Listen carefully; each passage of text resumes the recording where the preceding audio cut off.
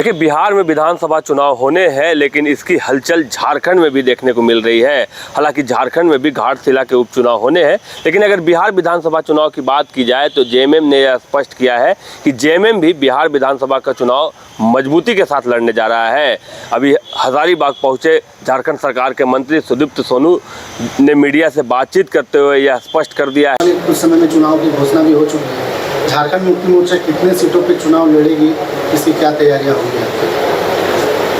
झारखंड मुक्ति मोर्चा का जनाधार बिहार में भी रहा ही है, हमारा जनाधार था।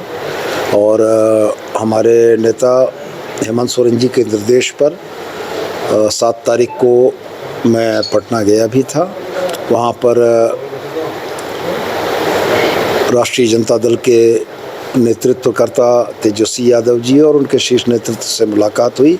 एक सकारात्मक माहौल में हम लोगों की बात हुई है।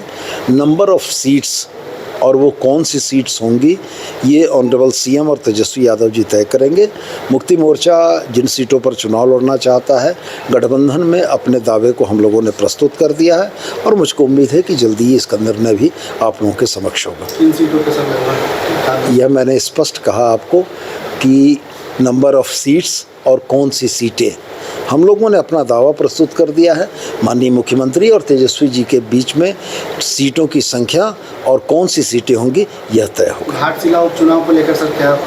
मुक्ति मोर्चा बहुत मजबूती के साथ लड़ेगा और मुझको मालूम है कि रामदास जैसे व्यक्ति, जिनका व्यक्तित्व बड़ा सरल और सहज स्वभाव का था, झारखंड की और ख़ास करके घाटशिला की जनता उनके नेतृत्व को याद रखे हुए है और मुझको लगता है कि उनके परिवार से आने वाले किसी भी प्रत्याशी के बारे में घाटशिला की जनता एक सकारात्मक फैसला करेगी और भारतीय जनता पार्टी को दोबारा वहाँ मुँह की खानी पड़ेगी। सर, किसी भी शहर का श्रृंगार फुटपाथ से कि 14 और 15 को उदयपुर में,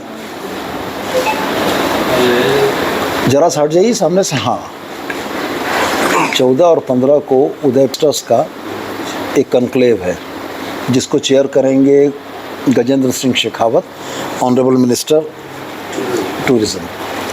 हम 14 के उसमें आपसे यही मदद चाहेंगे कि आप एक कंसेप्ट नोट बना के इस मेगालिथ साइट का, इसका इतिहास है कि कुछ दिन पहले वो बिहार के राजधानी पटना गए थे, जहां पर महागठबंधन के बड़े नेताओं जैसे कि तेजस्वी यादव, आरजेडी के जो बड़े नेता हैं, वहीं कांग्रेस के बड़े नेताओं से उनकी मुलाकात हुई है और जेएमएम का जनाधार बिहार में है।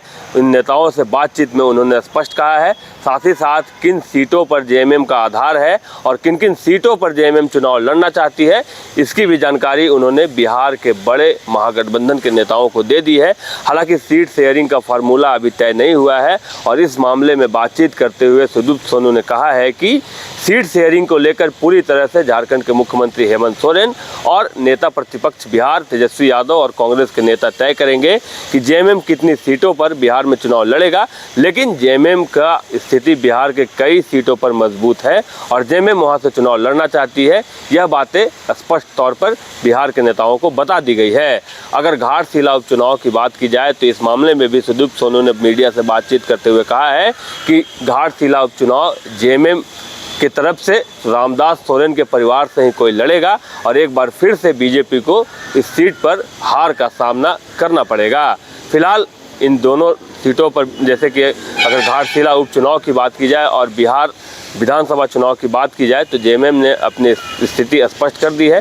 लेकिन देखने वाली बात यह होगी और दिलचस्पी भी लोगों की इसी में है कि बिहार विधानसभा चुनाव में महागठबंधन जेएमएम को कितनी सीटें देता है। शशांक शेखर, बाइस्कोप, हजारीबाग।